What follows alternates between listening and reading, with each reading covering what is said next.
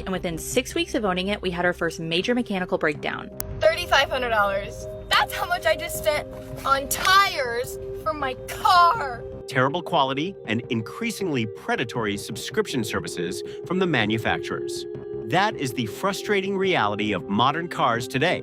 Let's discuss this issue together. So there's a new car feature that's kind of been hitting like the luxury car market. And it is possibly the most moronic use of technology that I've ever seen. Like, just because you can doesn't mean you should. It's in this Lincoln Navigator that I'm driving this week. It's also in a lot of other luxury cars, but I need your opinion on this. This is crazy, right? It's obviously a beautiful interior, but then you come down to the vents, okay? Very sleek looking. There's no toggle to change the airflow, okay? If you want to change the airflow, you have to go over here. You have to hit this button, and then you have to find your vent to move it. All that work to stop the air from blowing in my face. And don't forget, you're paying for that. Imagine driving 70 miles per hour on the highway and your eyes have to leave the road for 5 seconds just to change the airflow. Why? Because some tech bro in a suit decided a physical knob wasn't futuristic enough. This isn't innovation, it's a safety hazard masquerading as high-tech luxury.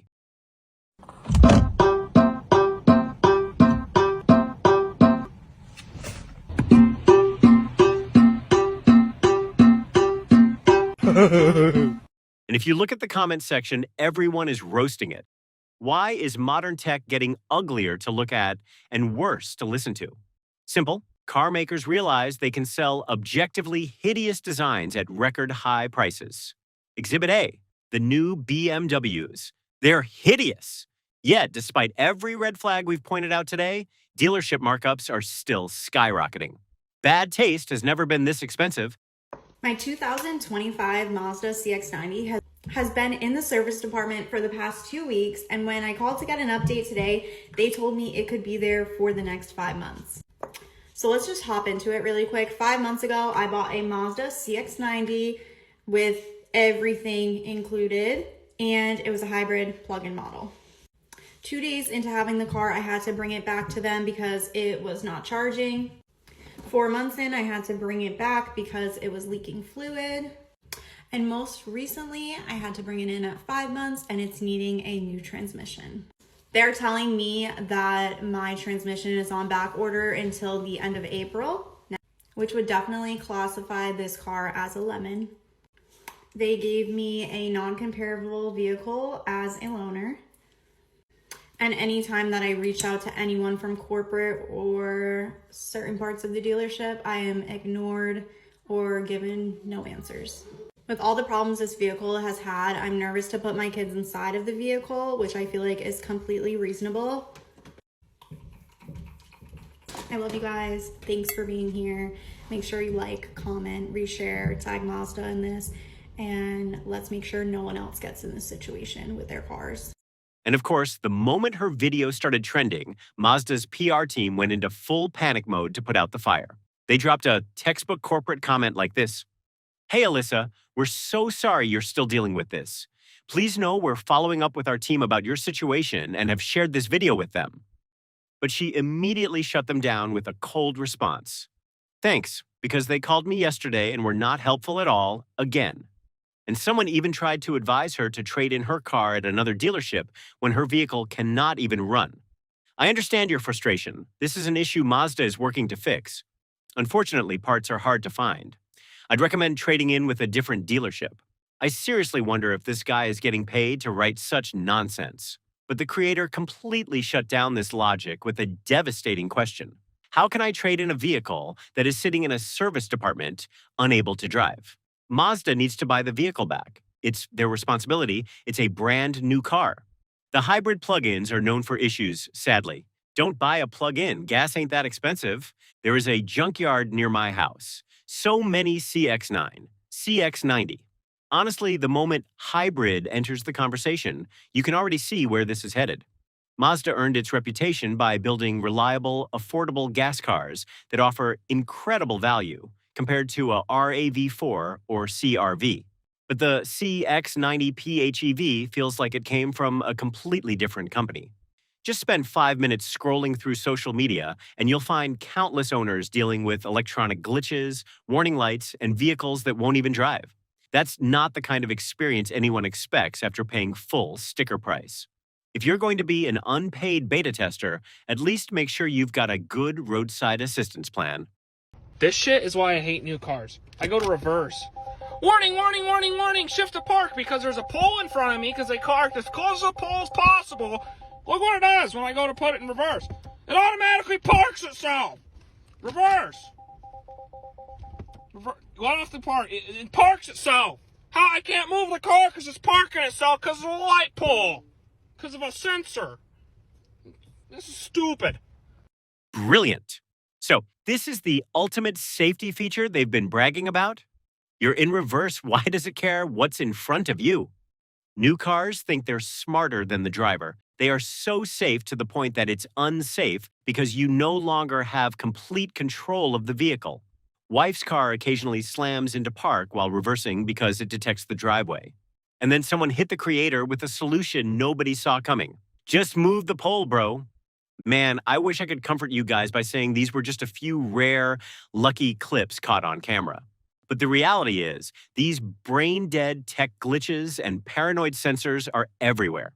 So if your brand new ride is giving you hell, share your story in the comments. I'll be using them as Exhibit A for my upcoming videos. $3,500. That's how much I just spent on tires for my car. $3,500. Are you kidding me? I found out a few months ago I needed new tires because I had like no tread left on my tires, and I was like, I just got this car in November. How do I need new tires? It's like, well, it's like a really heavy car. A really heavy car that needs tires every 6 months? Are you kidding me? So I was like, well, I didn't know that when I bought the car. Like, can you ask BMW to cover the first round of tires? And they're like, yeah, like we can try. Like, we have this issue a lot with people. Like, the only other person that has this car where we live had to get tires at 12,000 miles. I was like, okay, 12,000 miles, I get it, whatever. I haven't put 12,000 miles on this car. I haven't had this car a year. I mean, in a month I will, but it's like, I found out in June I needed new tires. Are you kidding me? So I just picked up my car and, they washed it complimentary, so how nice. I really have to wonder, you're willing to drop over $160,000 on BMW's flagship SUV. Yet you didn't bother doing a single piece of research before pulling the trigger? Let's check out the comment section to see what's really going on. BMW XM, and you complain about $3,500 a year for tires? And some people even told her to just sell the car. Sell it. It's not worth it. If you think $3,500 is crazy, just wait until the engine goes out at 40,000 miles.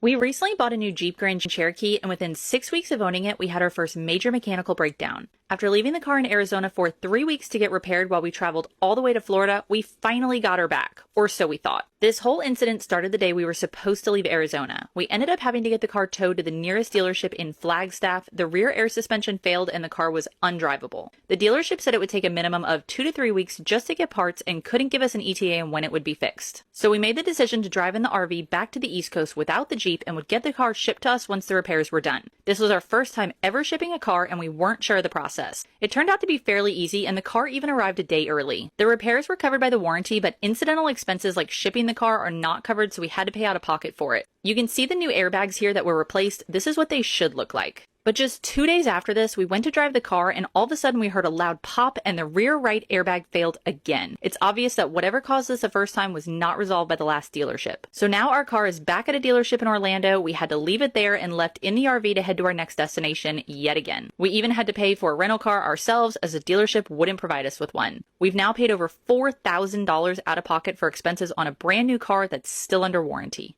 Nothing beats a Jet 2 holiday.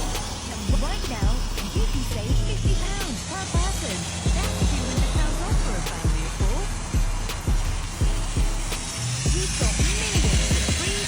Sound familiar? We just saw the Tundra get hit with a massive engine recall for a whole list of serious issues, and now the new Tacoma is starting to raise similar concerns. The crazy thing is, Toyota basically threw away stuff that worked great for years. The Tundra made a name for itself with that V8, and the Tacoma was legendary for its bulletproof V6, but they killed both of them off for turbo 4-cylinders. And now you're seeing videos left and right on social media of these brand new Toyotas just dying. Toyota is starting to be like every other brand out there, sad. Laugh and disagree all you want, the Nissan Frontier is much better than the Tacoma. Toyota trucks aren't what they used to be. The Tundra has been very unreliable. Recall after recall. And a lot of people are starting to realize that these future cars just cost you way more money for a lot less reliability. Prices are jacked up so high on those vehicles, and reliability has went out the door. We never get what we pay for anymore. More money for less quality. That's the future. GM just made a new key, and now it fits in your wallet. So this is the key card. This is for 2026 models. I've seen it on the Acadias, the Yukons. I haven't seen it on the trucks yet, but I'm going to demonstrate what this little key card does and why it's really nice. So the vehicle is currently locked. All I have to do is take this key card horizontally, tap it on the door handle. You'll hear it, and sometimes it'll make a noise, and now it's unlocked. I now have 2 minutes to put the key card in the cup holder, and I can start the vehicle. Now you have to do it within that 2 minutes. If you unlock the vehicle and 2 minutes goes away before you put it in there, you will not be able to start it. And to show you that it works, I can fully put it into reverse and my lights all come on, but it does say key missing, check for key. So it will not work as a fully individual key. You do need to have a normal key on you. Main benefits to this are, of course, compact. A little key card like this fits in your wallet. It is the same size as a debit or credit card, so you can keep it in your wallet. It works through wallets as well. So if you want to pack light, you can just carry this key card on you and you can still get access to your vehicle. And then when you need to make those drives, just make sure you have a key fob on you. Honestly, this gimmick is total trash. Aside from being a blatant Tesla copy-paste job, it brings zero real-world value. All it does is overcomplicate things and give the owner a massive headache. If you want to see how much of a nightmare it actually is, just take a look at the comments below. I can open my door, start and drive my truck without removing the fob from my pocket. This product is stupid, but the cup holder is where the cups go. This is completely pointless. Get ready for the monthly keycard subscription. So, on a brand new Acadia or Yukon, this keycard is purely for show. It solves literally nothing. Think about handing this off to a valet or at a car wash. What are you going to do? Give the guy a whole tutorial? Hey man, tap the handle, then hurry up and toss it in the cup holder within 2 minutes. It's a total pain in the ass. And therefore, when you lose this over-engineered piece of plastic, GM is going to charge you an arm and a leg to replace it. They came up with a half-baked fix and made us pay for it. You know all those videos of people that get brand new cars and then a couple weeks later they have to get them towed away? Well, that's my life right now. New girl died on me last night. We're waiting for the tow truck to come pick her up. At least I still have my trusty old girl over here, Silver Fox. She's always done good to me. Nothing screams modern automotive perfection like getting stranded at midnight in a car that still smells like the dealership lot. While she's waiting for the flatbed, there's one silver lining. Good old Silver Fox. Her reliable, beat-up daily driver that might not have 50 touchscreen menus, but actually, starts and drives. Think that's bad? Not even close. Let me show you another prime example of modern engine reliability. Tell me a car manufacturer has an engine problem without telling me that a car manufacturer has an engine problem. I'll go first. These are all engines in these crates. But wait, there's more. We're coming around to it. Oh, here's some more. Stack 3 high. Let's go, but is that it? Nope, not even close. Look at all these. Look at all these. These are all engines that are bad, that have been replaced, waiting to go back. But can you guess what manufacturer it is? Can you even guess which automaker this is? Honestly, I couldn't either. But someone in the comments did the homework for us, complete with a screenshot of one of the boxes in the video. And oh boy, turns out it's Hyundai. Gotta be Kia/Hyundai. Nobody seeing this is thinking anything other than Hyundai Kia. If your engine can't even outlive a standard phone contract, you didn't buy a car. You bought a rolling subscription to misery. Which brand do you guys think is winning the race to the bottom right now?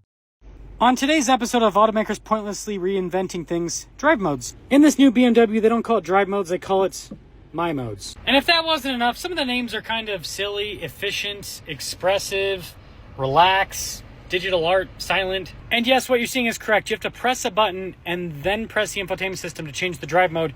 And you have to do that every single time you want to change the drive mode. This is just idiotic. We should go back to keep it simple, stupid. I'm starting to realize a brutal truth. Car makers are doing this on purpose. They deliberately cram endless, glitchy electronics into the most basic functions. Why? Because they don't want you owning a car that lasts 10 or 15 years anymore. They want your car to break down early, usually the second you pay off your loan. It's the exact same reason they tell you to only change your oil every 10,000 or 15,000 miles. They don't give a damn about your engine's longevity.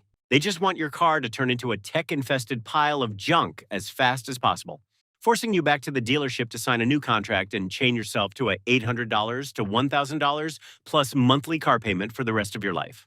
I had a Bronco Sport rental, and it had GOAT modes. So BMW and Ford are literally fighting over who gives their drive modes the most nonsense names.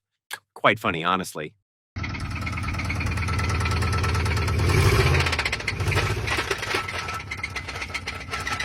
And sure enough, the comment section immediately started connecting the dots to their own nightmare cars. Motor blown with a little over 20,000 miles on it. Hope it cover on warranty. Nissans are bad cars.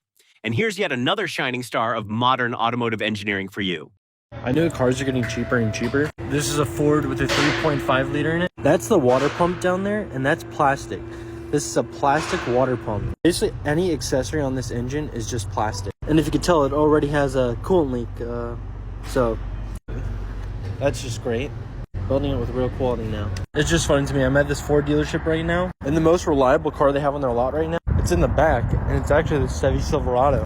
I kind of wonder what's wrong with it, but I probably already know. It's probably already the 4L60. But this one's actually fairly clean. The rockers are all there. Frame doesn't look too bad. A bit of rust up here, but that's just from previous body work. Low key, I'm kind of interested. I wonder if this is for sale. Someone, found the rust. Wow.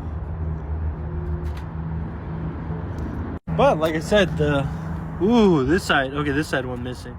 Okay. Yeah, it's Bluetooth rockers. It's what you expect on a Chevy. Still, this Chevy will outlast any new Ford or any new car just in general. Everything is plastic now. Plastic, plastic, plastic. These days, you pay top dollar for a new car, and what do you get?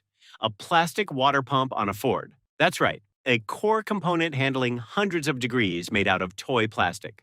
My 2011 Tahoe, which was designed and made during the last recession, is built better than that Ford. More plastic means lighter equals better gas mileage. 4 years ago, I bought a 2009 extended cab with the 5.3-liter engine for $11,000. It has 101,000 miles on it. I would rather drive one of these than spend $40,000 on a newer one, to be honest. 60 years ago, we dreamed of flying cars. Today, we're just praying to get those reliable old cars back. Comparing old school cars to modern ones is like placing a solid cast iron hammer next to a smart hammer with a battery and a touchscreen. Back in the day, cars were built as pure mechanical tools. So tough that a 2010 Toyota Tundra with over 353,000 miles still has a bone-dry underbody, running perfectly on nothing but regular oil changes. But today, automakers build cars like smartphones, cheap plastic parts, useless touchscreens, endless subscription fees, and questionable maintenance advice. Honestly, I'm seriously worried about where the future is heading. Completely new Porsche interior with the new Cayenne here with a so-called flow screen, a curved screen. You can see it right here when I scroll around in the map here, for example. It's also visible when I, for example, go to a Spotify playlist. Why exactly do we need a curved screen? I don't know, maybe to watch Netflix? I give up. Car manufacturers are just getting it wrong every day. New screens and no buttons again. This is peak Porsche interior. I'm so sick of every car incorporating massive screens into their cars. My face the whole time. And of course, we get that standard comment every single time. Everyone complaining as if any of us would buy the new 2026 Porsche Cayenne. And you know what? Cayenne is a luxury badge, and mainstream automakers are downright desperate for that fake premium aesthetic, just as visual bait to get you to open your wallet. Sooner or later, you're going to be forced to look at these useless curved screens taking over the dashboard of a regular RAV4, serving zero practical purpose other than driving up the price tag. But speaking of those gargantuan cockpit screens, God forbid one glitches out of warranty, because replacing that giant slab of tech will straight up bleed you dry. This fancy screen right here is $3,000. The reason this lady wants to replace it is because her kid scratched it all up right here. This is how the whole screen comes out. It's basically like a mini TV. Like I said, it's about $3,000 just for this screen alone. And on top of that, we have to also program it. You can't just swap it over. Here we are trying to program this thing for a cluster replacement. And basically what this does is move the odometer settings onto the new screen. A replacement screen costs up to $3,000, exclusive of labor and diagnostic charges. In reality, all it does is perform basic functions that old-school physical switches carried out reliably for decades, at a tenth of the price. But the funniest part is the internet's reaction. The second you criticize these absurd designs, a legion of corporate apologists will jump down your throat and instantly label you as broke. You look stupid when you tell people that their car is not reliable. You can't afford to fix this.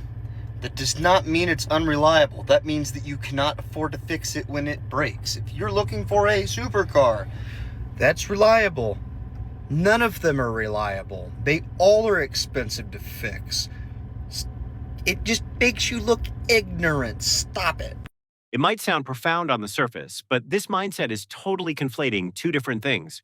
Ridiculously high repair costs are one thing, but a car constantly breaking down over stupid issues is a completely different story. If a multi-million-dollar car leaves you stranded on the side of the road because of a software glitch or cheap build quality, even a billionaire owner has every right to call it garbage. Stop using the "you just can't afford to fix it" card to cover up a manufacturer's terrible quality control. Reliability has nothing to do with cost of repairs, LOL. McLarens are one of the least reliable supercar makers. So basically, according to the guy in the clip, unless you're foolish enough to make the terrible financial decision of buying a McLaren yourself, you don't even have the right to point out its awful reliability. The mileage blocker epidemic has gotten so out of hand that people are now rolling back not just supercars, but your everyday sedan. This G80 M3 just got busted in a wholesale car group on Facebook for having only 98 miles. The seller was trying to get about 95 grand out of it, and people became very suspicious when the photos were taken in different locations. On top of the fact that many people in the comments were saying that this guy is a known scammer, I think this is a closed case. This case specifically kind of blows my mind because this car is pretty much brand new. How many miles could you have possibly put on it in that time? Even with 5 to 10,000 miles, what is it worth? Like $5,000 less? You're willing to risk a felony for 5 grand? I mean, it quote-unquote makes sense on cars like a Huracan or an Urus or, an Aventador where they're running up the mileage like 40,000. But the risk here just doesn't seem worth the reward. Like, if you're going to do this shit, at least put 500 miles. Don't put 98. Okay, even though that G80 M3 odometer stunt was absolute clown behavior, we need to look at the bigger picture here. If bypassing this software is actually that brain-dead simple, what's stopping sketchy dealers from pulling the exact same crap on everyday drivers like a Honda Civic or a Toyota Corolla? They could easily roll back the miles on some beat-up commuter, magically transforming a high-mileage money pit into a clean, low-mile gem to rip off unsuspecting buyers. Honestly, that thought is kind of terrifying. And I'm genuinely worried the used car market is about to become a complete digital minefield. But hey, let's stop stressing over that for a second and slide right into the next clip to see what other dumpster fires we can find. This message is for Range Rover and Range Rover only. Less than a year ago, I bought this vehicle, this 2025 Range Rover Autobiography. Within the past year, less than year, I have taken this car to the dealership for the same exact issue 4 times. Issue being, while I'm driving, the vehicle literally will stop driving while I'm driving. It doesn't matter where I'm at. It has happened to me on the expressway twice. It has happened to me when I've been driving on the street. That is extremely dangerous because someone could literally run into the back of me and I lose my life. And it would be you all's fault. All right? And instead of taking it back, I've called you all and told you about this and seen what I can do for you all to buy this car back from me. I have now had to go to the extent of hiring an attorney, to which you all have now ghosted. What do I have to do to give you this vehicle back? It's a piece of crap. Like, the vehicle is so bad and has given me nothing but issues and has just sucking so much money out of me. And it's now to the point where I literally do not even feel safe driving the vehicle. My vehicle only has 3,000 miles on it, and I have a receipt showing every single time that I have taken this car to the dealership to get it repaired for the same issue that keeps happening. I don't want the car anymore. I don't want anything to do with Range Rover anymore. I just want you all to take this car back. Okay, so I talked about this on Twitter. It went super viral on Twitter, and thousands of other people were saying they had the exact same issue with their vehicle. Why has there not been a recall on this vehicle? Like, what's going on? Honestly, a Range Rover sitting in the shop surprises absolutely no one, but having the engine completely die on you in the middle of highway traffic with barely 3,000 miles on the odometer is just classic JLR reliability at its finest. And the comment section is fully agreeing with that. They are unfortunately known for having severe issues for years. OMG, this is the exact reason why I got a Lexus GX 550 instead. Range Rover is a lease car only. Don't buy. First mistake was getting a Range Rover. There are other brands that give luxury without mechanical issues. And this actually still happens all the time.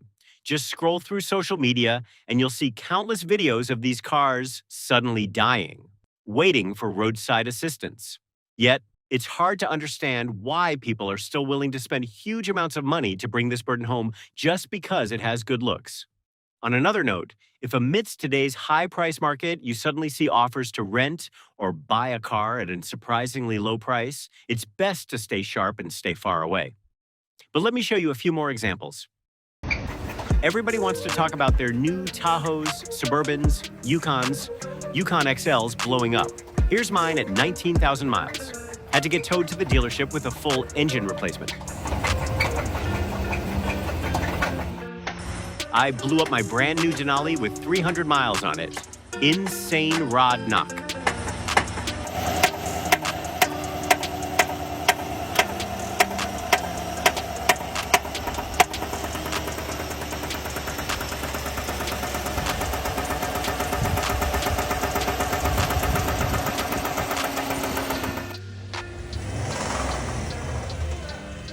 $8,000 miles later on a brand new 2026 GMC Yukon Denali Ultimate, getting a new engine replaced, bought in October.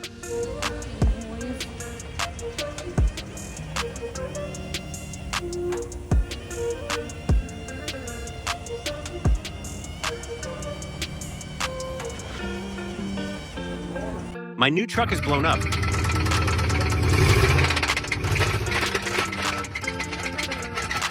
So basically, the modern auto industry is selling you short-term convenience, not long-term reliability. This is my friendly reminder for y'all that if you're considering buying a Hyundai, don't do it, don't do it, don't do it. So I bought the 2024 Santa Fe. I think a lot of you have heard the saga by now. I bought it in May. The transmission went out in October. It has been at Hyundai undrivable since October 14th. We agreed on a buyback price in December. We got the final signed contract January 6th. Like, we had signed, we all agreed. They said, we'll set a time with you guys to pick it up in a week or two, but you have to continue making payments this whole time, mind you. And which you'll be reimbursed for later. Wonder how long that will drag out. They still haven't called me. I email them every few days and literally can't get a number of who's supposed to come pick it up.